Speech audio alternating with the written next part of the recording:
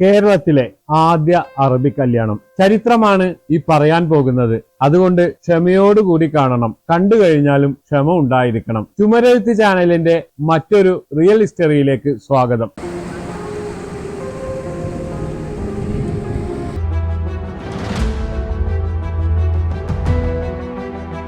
ആദിമകാലം മുതൽക്ക് കേരളത്തിന് അറബികളുമായി സമ്പർക്കമുണ്ടായിരുന്നു. പ്രത്യേകിച്ച് അറേബ്യൻ ഉപദ്വീപായ ഒമാൻ പോലുള്ള രാജ്യങ്ങളുമായി എന്നാണ് KM പണിക്കർ എഴുതുന്നത്. വില്യം ലോഗൻ എഴുതുന്നത് ചൈനീസ് വ്യാപാരികളെ ഈ തീരത്ത് നിന്ന് ഓടിച്ച് അറബികൾ കേരളത്തിന്റെ തീരം കൈയടക്കി എന്നാണ്. അദ്ദേഹം തുടർന്ന് എഴുതുന്നത് ഇങ്ങനെയാണ്: മാർക്കോ പോളോ വന്ന കാലത്ത് ചൈനയുമായിട്ടും കിഴക്കൻ രാജ്യങ്ങളുമായിട്ടുമായിരുന്നു മലബാറിന്റെ വ്യാപാര ബന്ധം ഉണ്ടായിരുന്നത്. അറബ് സഞ്ചാരി അബ്ദുൾ റസാഖ് സന്ദർശിച്ച സമയമായപ്പോൾ കച്ചവടം മുസ്ലിങ്ങളുടെ നിയന്ത്രണത്തിലായി എന്ന് പറഞ്ഞാൽ പടിഞ്ഞാറോട്ട് തിരിഞ്ഞു എന്ന്. അതുകൊണ്ട് അബ്ദുൾ റസാഖ് AD 1442 കോഴിക്കോട് സന്ദർശിച്ചപ്പോൾ ചൈനീസ് വാണിജ്യത്തെ പറ്റി ഒന്നും എഴുതാത്തത് എന്നാണ് വില്യം ലോഗൻ എഴുതുന്നത്.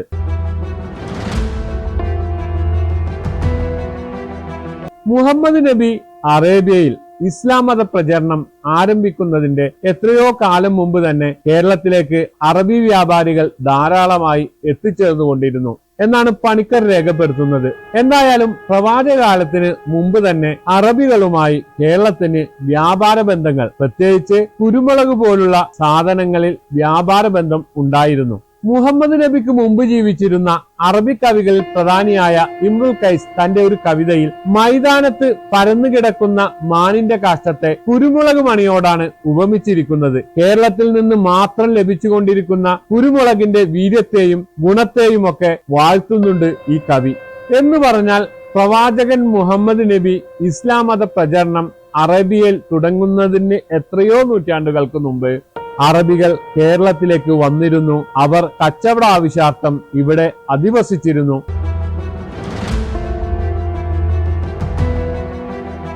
ഇവർ കുടുംബങ്ങളായിട്ടല്ല ഇവിടെ വന്നിരുന്നത്. പായക്കപ്പലുകളിലും പത്തേമാരികളിലും കാലവർഷക്കാറ്റിന്റെ ആനുകൂലമായ കാലാവസ്ഥയിൽ ഇവിടെയെത്തുന്ന അറബി വ്യാപാരികൾ തിരിച്ചു പോകാൻ കാറ്റ് തന്നെയായിരുന്നു ആശ്രയമായി ഉണ്ടായിരുന്നത്. ആ കാലയളവിൽ അവർ 5-6 മാസം ആവശ്യമുള്ള വ്യാപാര സാധനങ്ങൾ ശേഖരിച്ചു വെക്കുന്നതിനായി ഇവിടെ താമസിക്കുകയും ചെയ്തിരുന്നു.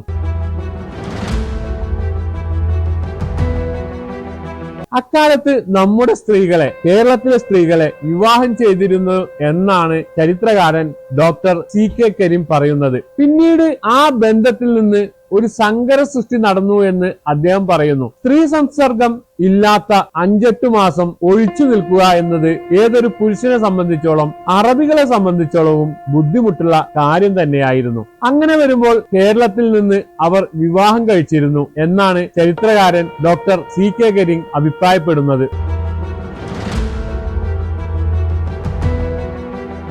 അതിന് കാരണമായി അദ്ദേഹം പറയുന്ന ഒരു കാര്യം കേരളത്തിൽ ഉണ്ടായിരുന്ന ബഹുഭർത്തൃത സമ്പ്രദായമാണ്. സമാനമായ രീതിയിൽ ഇസ്ലാമിന് മുമ്പുള്ള അറേബ്യൻ സമൂഹങ്ങളിൽ ഈ കാര്യം നിലനിന്നിരുന്നു എന്നാണ്. കേരളത്തിൽ നായന്മാർക്കിടയിൽ നിലനിന്നിരുന്നത് പോലെ മരുമക്കത്തായവും കുടുംബ സംവിധാനവും അറേബ്യയിൽ ഉണ്ടായിരുന്നു എന്ന് ഗോത്ര നിയമം അനുസരിച്ചാണ് കുടുംബത്തിന്റെയും കുട്ടികളുടെയും സംരക്ഷണ ചുമതല സ്ത്രീകളിൽ അർപ്പിതമായിരുന്നു എന്നും അദ്ദേഹം പറയുന്നു. കേരളത്തിലുണ്ടായിരുന്ന ബഹുഭർത്തൃത സമ്പ്രദായത്തിന് സമാനമായ രീതി ഇസ്ലാമിന് മുമ്പുള്ള അറേബ്യൻ സമൂഹങ്ങളിൽ നിലനിന്നിരുന്നതായി കാണാം. തന്റെ കുടുംബത്തിലെത്തുന്ന അപരിചിതനെ പോലും സ്വീകരിക്കാൻ അറബി കുടുംബനാഥ തയ്യാറായിരുന്നു. ഇത്തരം ബന്ധങ്ങളിൽ നിന്നുണ്ടാകുന്ന സന്തതികളുടെ രക്ഷാകർതൃത്വം കേരളത്തിലേതുപോലെ സ്ത്രീകളുടെ ചുമലിൽ അർപ്പിതമായിരുന്നു. ചരിത്രകാരൻ ഡോക്ടർ CK കരീം റോബർട്ട്സൺ സ്മിത്തിന്റെ മാരേജ് ഇൻ ഏർലി അറേബ്യ എന്ന പുസ്തകമാണ് ഇതിനുവേണ്ടി ഉദ്ധരിക്കുന്നത്. ഈ വിവാഹത്തെ മുഅ്ത വിവാഹം എന്നാണ് അറബിയിൽ പറയുക. ഇത് ഇസ്ലാമിക വിവാഹവുമായി യാതൊരു ബന്ധമില്ലാത്ത കാര്യവുമാണ്. കരാറിലേർപ്പെടുന്ന പുരുഷൻ കുറച്ചു കാലത്തേക്ക് സ്ത്രീയുടെ വീട്ടിൽ താമസിക്കുന്നതും ഇതിന്റെ പ്രതിഫലമായി ഉഭയസമ്മതപ്രകാരം നിശ്ചയിച്ച ഒരു പെൺപണം സ്ത്രീക്ക് നൽകുന്നതുമാണ്. അന്യനാട്ടിൽ താമസിക്കുമ്പോൾ അസാൻമാർഗികതയിലേക്ക് വഴുതിപ്പോകാതിരിക്കാൻ വേണ്ടിയാണ് ഒരളവോളം സാമൂഹിക ചട്ടക്കൂട് ഭദ്രമാക്കാനുമായിട്ടാണ് ഇത്തരം ബന്ധങ്ങൾ നിയമാനുസൃതമാക്കിയത്.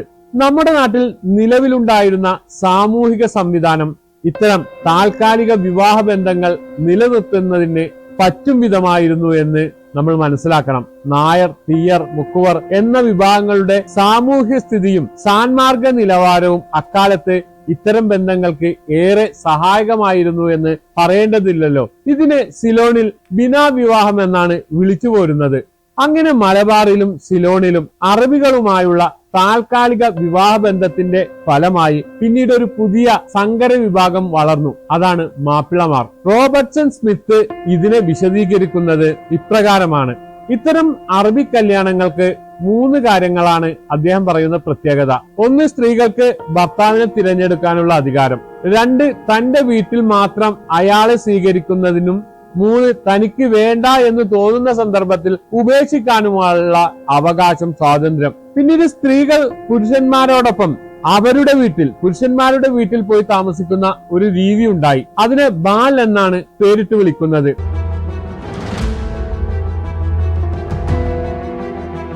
AK കോഡൂര് ആംഗ്ലോ മാപ്പിള യുദ്ധം എന്ന പുസ്തകത്തിൽ പറയുന്നത്, ഇവിടെ കച്ചവട ആവശ്യാർത്ഥം വന്നെത്തിയ അറബികൾ ബ്രാഹ്മണ നാടുവാഴി കുടുംബങ്ങളിൽ നിന്ന് ഇണയെ സ്വീകരിച്ചിരുന്നു എന്നാണ്. മുസ്ലിം കച്ചവടക്കാർക്ക് പെണ്ണു കൊടുക്കുന്നത് അക്കാലത്ത് ആദ്യ പ്രഭുക്കൾക്ക് അഭിമാനമായി തോന്നിയിരുന്നു. ഈ ധനിക കച്ചവടക്കാരുമായുള്ള ബന്ധം കുടുംബത്തിന് ഐശ്വര്യവും ഉണ്ടാക്കിയിരുന്നു എന്ന് അവർ വിചാരിച്ചിരുന്നു. KM പണിക്കർ പറയുന്ന ഒരു കാര്യം പ്രത്യേകം നമ്മൾ ഈ കാര്യത്തിൽ ശ്രദ്ധിക്കണം. സാമൂതിരിയും മാപ്പിളമാരും കൂടിച്ചേർന്നാണ് കോഴിക്കോട് വ്യാപാരത്തെ പുഷ്ടിപ്പെടുത്തിയത് എന്ന് അദ്ദേഹം വിലയിരുത്തുന്നുണ്ട്. ഇങ്ങനെ വരുത്തന്മാരായി ഇവിടെ എത്തിയ അന്യദേശക്കാരെ അന്നത്തെ തമിഴ് ഭാഷയിൽ നമ്മുടെ നാട്ടുകാർ പുതുമാപ്പിള എന്ന് വിളിച്ചു. കേരളത്തിലെ പ്രമുഖ നാടുവാഴികളെല്ലാം വിവാഹബന്ധത്തിൽ ഇവരുടെ സ്വന്തക്കാരായി തീർന്നു. അതുകൊണ്ട് ഈ നാടുവാഴികളെ നിലനിർത്താനും അതുവഴി വ്യാപാര താല്പര്യം സംരക്ഷിക്കുന്നതിനുമാണ് മാപ്പിളമാർ ശ്രമിച്ചത്. പിന്നീട് ഇസ്ലാം മതം അറേബ്യയിൽ പ്രചരിച്ച ശേഷം മുസ്ലിങ്ങളായ അറബി വംശജർക്ക് ആദ്യ കുടുംബത്തിലെ സ്ത്രീകളുമായി ചേർന്നുള്ള അവരുടെ ദാമ്പത്യം മതപരമായി ഇരുകൂട്ടർക്കുമിടയിൽ ചില പ്രശ്നങ്ങൾ ഉണ്ടാക്കി തുടങ്ങി. അതുവരെ ഇരുവർക്കും പ്രശ്നങ്ങളുമൊന്നും ഉണ്ടാക്കാത്ത മരുമക്കത്തായം പിന്നീട് ഇവർക്കിടയിൽ പ്രശ്നങ്ങളായി മാറി. രണ്ടാമത്തെ പ്രശ്നം ഭാര്യമാരായ സവർണ സ്ത്രീകളുടെ ക്ഷേത്ര ആരാധനയായിരുന്നു. അങ്ങനെ കല്യാണം കഴിച്ച ദമ്പതിമാർ വീട്ടിൽ നിന്ന് മാറി താമസിക്കാൻ നിർബന്ധിതരായി. ഇങ്ങനെ ആദ്യ കാലഘട്ടത്തിൽ മാറി താമസിച്ച ഏതാനും കുടുംബങ്ങൾ കടലോര കേന്ദ്രങ്ങളിലായിരുന്നു താമസിച്ചത്. അവിടെ തന്നെയാണല്ലോ വിദേശ വ്യാപാരത്തിന്റെ കേന്ദ്രം. വിശ്വാസവും ആരാധനപരമായ കർമ്മങ്ങളിൽ മാറ്റം വന്നെങ്കിലും മുസ്ലിം കുടുംബത്തിലെ സവർണ ഭാര്യമാർക്ക് പരമ്പരാഗതമായി കുടുംബ മേധാവിത്വത്തിന്റെ ചിന്താഗതിയിൽ നിന്ന് മാറി നിൽക്കാനായില്ല. അതിന്റെ ഫലമായി സവർണ വീടുകളിൽ എന്ന പോലെ തന്നെ സ്ത്രീ മേധാവിത്വം ചില മുസ്ലിം കുടുംബങ്ങളിൽ നിലനിൽക്കുകയും ചെയ്തു. ദായക്രമത്തിന് പകരം മരുമക്കത്തായം സമ്പ്രദായം ചില മുസ്ലിം കുടുംബങ്ങളിൽ സ്വീകരിക്കുകയും ചെയ്തു. അങ്ങനെ മാറി താമസിച്ച കുടുംബങ്ങളാണ് ആദ്യം പുതുമാപ്പിളമാരെന്നും 16-ാം നൂറ്റാണ്ടിൽ തമിഴിൽ നിന്ന് മലയാളം സംസാര മാധ്യമമായപ്പോൾ പുതു എന്ന വിശേഷണം പോയി മാപ്പിളയായതും എന്ന് ചരിത്രകാരന്മാരിൽ നല്ലൊരു വിഭാഗം ആളുകളും കരുതുന്നു. ഇവർ തറവാടുകളിൽ നിന്ന് മാറി താമസിച്ചതോടെ സമൂഹത്തിൽ വേറെയും പ്രശ്നങ്ങളുണ്ടായി.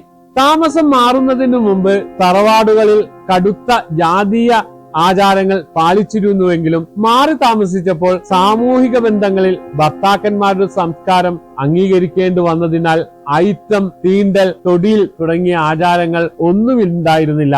തറവാടുകളുടെ ഇറവരെ ചെല്ലാൻ അനുവാദമുണ്ടായിരുന്ന തീയന്മാർക്കോ പടിവരെ പോകാൻ അനുവാദമുണ്ടായിരുന്ന മറ്റു താഴ്ന്ന ജാതിക്കാർക്കോ മാപ്പിളക്കുടിലേക്ക് കടന്നു ചെല്ലാൻ പറ്റാത്ത ഒരിടവും ഉണ്ടായിരുന്നില്ല. വീട്ടുജോലിക്കാരെല്ലാം മുഴുവൻ തന്നെ ചെറുമനും മറ്റു താഴ്ന്ന ജാതിക്കാരുമായതിനാൽ ഈ ജാതീയ ആചാരം കൃത്യമായി പാലിച്ചിരുന്ന തറവാട്ടിലെ ബന്ധുക്കൾക്ക്, അതായത് അച്ഛനും അമ്മക്കും അടക്കമുള്ള ആളുകൾക്ക് മക്കളെ കാണാൻ വരാൻ പറ്റുമായിരുന്നില്ല.